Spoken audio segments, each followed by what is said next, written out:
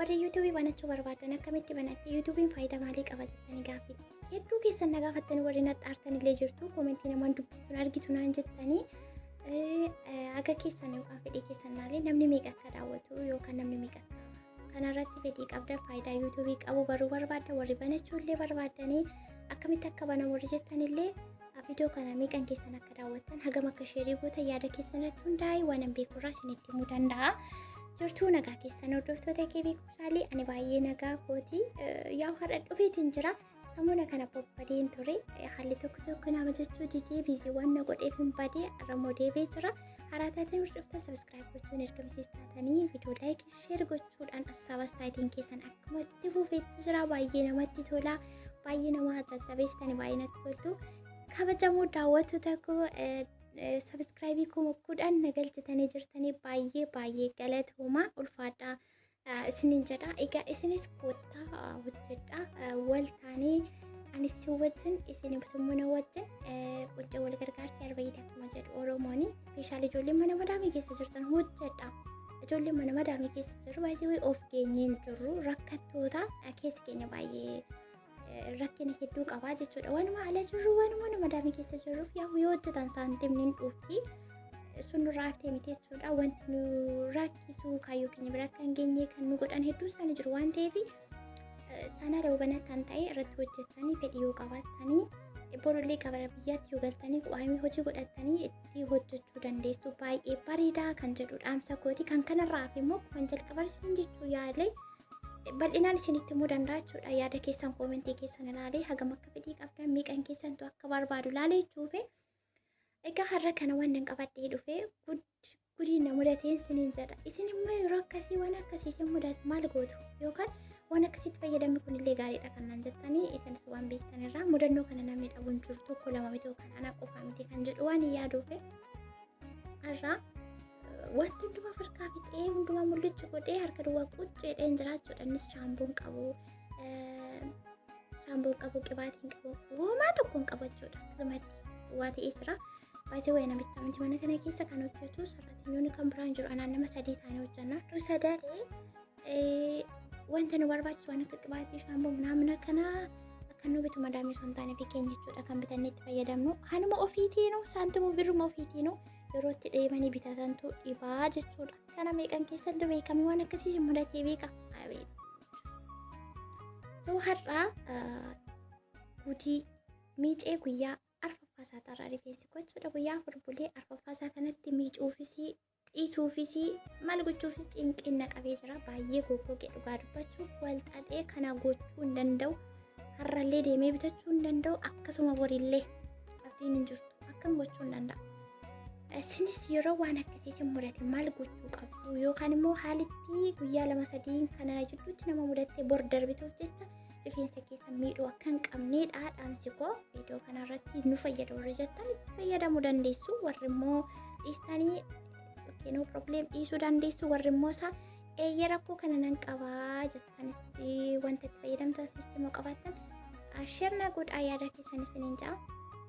Egaa akkuma argitanii gaafa guyyaa 3 duratti miicee maal jedheeni quxuxurii isaa hojjedhee ture akkuma argitan sun achumatti walitti dabbee wal qabatee wal xaxee maal jedhee jira yaa'u kaameraa duuba namatti kamuu gaafa hojjete waa baay'eetu jira kaameraa duubaatti gudiidha baay'ee caccabee baay'ee keessaa yaa'ee jira jechuudha maaliif qibaatti tokkoyyuu qabu fixee jira bakka waan hundumaayyuu haa ta'u garuu suuta jedhee sossobee sukkuumee qassi godhee massaajii godheetiin agadhumaatti yoo daawwattanii dhumni isaa baay'ee bareeda galgala isin hin balleessinii dhumni keessan haa tolu dhumni isaa baay'ee natti tolee jira garuu dura baay'ee haadha bakka baay'ee na dabbare Addunyaa koo isheen bira jirtullee hin qabdu hundumtu harka qullaa qullichi jedhee jira jechuudha. Isinillee isaa yeroo akkasii kana hin qabu bakka jettanii of gatuu hin qabdanii rifeensa keessan akka hin taane gochuu hin qabdanii suuta jettanii tokko lama wal keessa yaastanii too filtanii dhidhiibdanii sossobdanii bakka itti deebisuu qabdu jechuudha. Baay'ee yeroo tokko chaalenjii wayii namatti dhufu waan akkasii rakkoon nama qaqqabu sanatti hirkattanii jechuun kufuu miti. Waan sana kuffisuudha malee waliin kufuu miti jechuufi egaa kabajamtoota daawwattoota koo waan akkasiitu na mudate har'a wanti fayyadamillee hin jiru. Kunis immoo baay'ee isin fayyadee yaada. Hedduun keessa yeroo baay'ee waan akkasiiti. Keessattuu ijoolleen madaamiin qibaatiin bittuu shaamboonaan bittuu kana fayyadamuu hin danda'u sana fayyadamuu rifeensi koo erga qibaatii ergee zamana meeqa lakkoofsisee jira waan akkasii carraa akkasitti fayyadamuu hin danda'u. Biyyaansi saantii bakkoon bahee bitachuullee hin danda'u warra jettanii yoo ta'u baate bishaanitti illee fayyadama isiniin jedha. Akkasuma immoo akkuma koo kana baatanii bitachuudhaaf illee haalli isiniif mijaatiin jiraachuu dandeessu. Yoo namni hundumtuu rakkoo mataasaa qaba mana isaa keessatti rakkoo adda addaa qabna waan ta'eef carraa kanatti fayyadamaa dhumni isaa baay'ee namatti tola. Kan jalqaba aaree kan jalqaba abdii kutee miti kan hundumaa keessumaa yaa waan sin ajaa'ibu jechuudha. Viidiyoonni ciccitaa kukkutee dheerata waan ta'eef kukkutee malee viidiyoo baay'ee gudii ta'e har'aa jechuudha.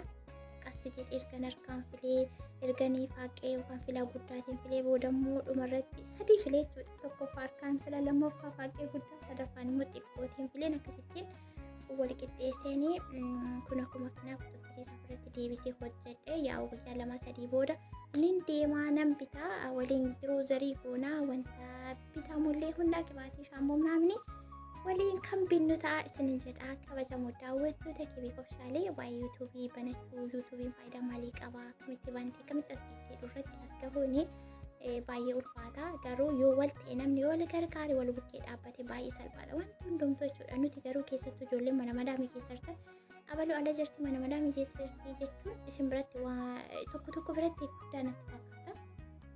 Garuu otoo walii keenya jajjabeessineetu wal bira dhaabbannee subscribe waliif gochuu share walii gochuu kan hin beekne barsiisuudhaan atis hojjedhu atis gootu anis nan dhufa sunis haa dhufu kunis haa dhufu inni kallattii arfanii bakka tokkotti fennee wal jajjabeessinee ta'ee baay'ee bareeda baay'ee faayidaa qaba. Akkasuma waan hundaaf gaariidha jechuudha. Akkuma jalqaba irratti jedhee yaada keessan irratti hundaa'e koomentii keessan irratti hundaa'e warri banachuu barbaadan irratti hojjechuu barbaadan faayidaa illee akka qabu barbaadan of course faayidaa qabu. Yoo ilaalame ta'e yoo wal jajjabeessita yoo si laayikii gootan jechuudha.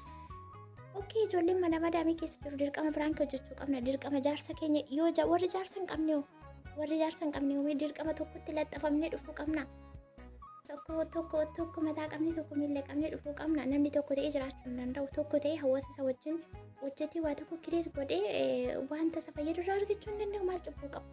Kanaafuu namni wal tuffachuun qabdanii gadi wal qabuuni wal jajjabeessaa bakka isinumatu keessattuu wanta hundumtuu deegama qimamoota madaamii booda dhufe waan ta'eef isin qimamoonni madaamii walii keessaniif bakka hin qabdan bakka biraa ooltu bakka isin hin fayyadne ooltu namni sun faayidaa mataa isaa malee isin hin fayyadu jechuudha. Garuu osoo ta'ee numatu walitti deebisee wal gargaaree wal fayyadee wal jajjabeessa turee isa kanarratti xiyyeeffadhaa wanta isin fayyaduuf isin fayyadne adda baasaa beekaa. Yuutuubiin baay'ee yeroo si galtanillee irratti hojjetan taanaan qomaa gootanii akkuma warri biyya keessa hojjechaa jiran kana hojii keenya jedhanii namni jireenya gootee itti hojjetee jiraachaa jiru kan isinillee biroo si galtan sanallee hojii gootanitti jiraachuu dandeessu jechuudha. Yaada hedduu aayidiyaa hedduu qabaachuu dandeessu sanarratti hojjechuu kireet gootanii hojjechuu dandeessu waan ta'eef itti fayyadamaa ogummaa isaa baradhaa maal akka barbaachisu infoormeeshinii sassaabbadhaa baay'ee bareedaa isin fayyada. Koottaa isiniin jedhaa kan kanarraaf immoo akkuma isiniin jedhee jalqabarratti isin tokko yaalee yaada keessan irratti hundaa'ee guutummaa guutuu sammuu isiniif ibsuu nan danda'a. Egaa akkuma isiniin jedhu laayikii sabskiraayibii sheer gochuudhaan viidiyoo kana hiriyoota keessan hedduu biraan gahaa. Yaada koo irratti koomentii yaada qeeqa qabdan kan itti dabaltanis yoo jiraate koomentii irratti na beeksisaa isiniin jedha. Akkuma isiniin jedhe jalqabarratti isin baay'ee na rakkisee ture. Amma garuu baay'ee bareedee jira. Fuuldureen kan hojjechaa jiru. Isin hojjechuun baay'ee faayidaa qaba. Baay'ee bareedaa carraa kanatti fayyadamaa isin fayyadaa wantichi wanta boruu fi ol kaawwatanii isiniin jedheetti jira. Akka ammaatti waan na wajjin turtanii fi hedduu galatoomaa keessattuu sabskiraayibii 10,000 na galtan keessanitti galata guddaa na biraa qabdanii daawwachuu tokko baay'ee isin kabaja baay'ee isin jaalladha. Ammas taanaan fuulduratti waan hin beekurraa si wajjin akkuma isiniin jedhe isinis na waliin wal gargaara wal jajjabeessina wal bukkee dhaabanna waliin baanee buunaa isiniin jedha. Viidiyoon irra qabadhee dhufee kana fakkaata. Hagammaatti waan wajjin turtanii fi hedduu galatoomaa ulfaadhaa itti fayyadamaa carraa gaarii qabaadhaa.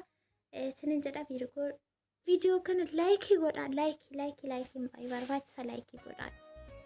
Ilaaltanii warri gadi tuqxanii baatan isiniin fayyadu isinillee hin fayyadu anallee akkasii akkasuma viidiyoo tuqxanii gaaffii gaafattanii dura viidiyoo daawwadhaa xumuraa sana booda gaaffii kan isinitti ta'e gaafachuu dandeessu isiniin jedha. Viidiyoo koo gara xumuraatti jira kunuu kana fakkaataa baay'ee namatti tola bareedaa hawwataa isinillee itti fayyadamaa kabiraas immoo yoo qabaattan warri mudannoo koo qabaattanii sanan eegaa naaf kennaa akkasuma yeroo biraallee dhufuu dandeessu waan ta'eef wanti har'a na mudatte irra deebi'a gammachuun waan wajjin turtaniif hedduu galatoomaa ulfaadhaa bakka jirtanitti nagaa fayyaa ta'a. Bye bye.